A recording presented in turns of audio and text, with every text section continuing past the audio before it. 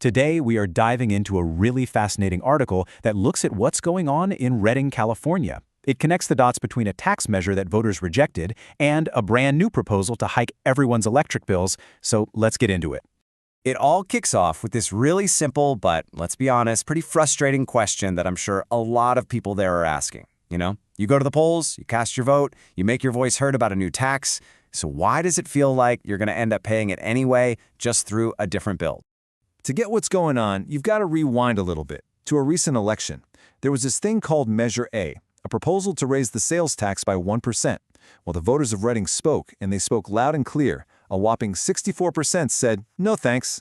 And then bam! Just a little while later, the city comes out with a new plan. This time, it's a cumulative 18% increase in electric rates spread out over the next 3.5 years. And the article we're exploring today argues that these two numbers, the 64% and the 18%, are absolutely connected.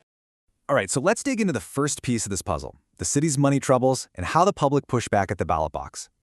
So what was Measure A all about? Well, the goal was to bring in a cool $30 million a year. That money was supposed to go toward things like public safety, roads, and other community projects. But as we saw, voters just weren't having it. And here's the city's side of the story. They're saying, hey, without that tax money from Measure A, we've got a problem. Specifically, a projected budget shortfall of over $5 million. And, a gap like that has to get filled somehow. Okay, so this is where things get really interesting. The article we're looking at alleges that the city might be using a kind of backdoor mechanism to fill that budget gap. And it all has to do with the city's own power company. It's this thing called a pilot, which stands for payments in lieu of taxes. Sounds complicated, but the idea is actually pretty simple. Because a city-owned utility doesn't pay property taxes like a normal business would, it makes these pilot payments to the city's main budget instead. It's basically their way of chipping in for city services like the fire department and police. And look, this isn't some brand new, shady thing. It's standard practice. Redding's utility, REU, already sends about $6 million to the city every year this way. But here's the million-dollar question the article asks. Could the city increase those payments to cover the budget deficit left behind by Measure A? To back up its argument that this rate hike is about more than just the cost of electricity, the article does something really smart. It puts Redding's utility head-to-head with a very similar one from a nearby city, Roseville.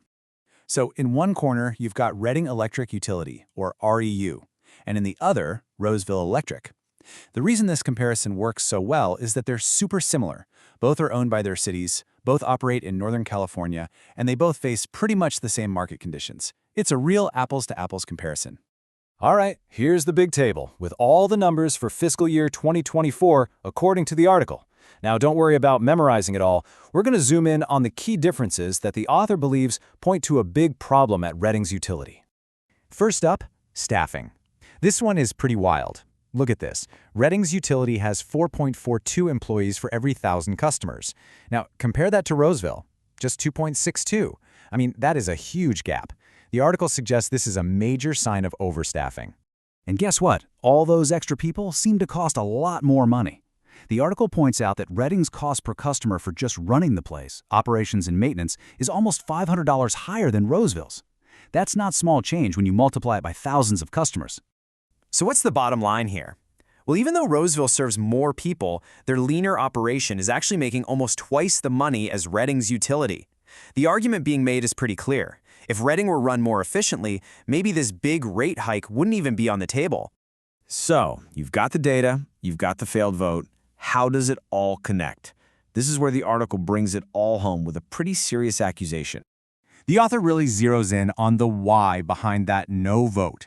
They pulled this quote from a commenter suggesting that for voters, this wasn't just about the money. It was about a fundamental distrust in how the city handles its finances.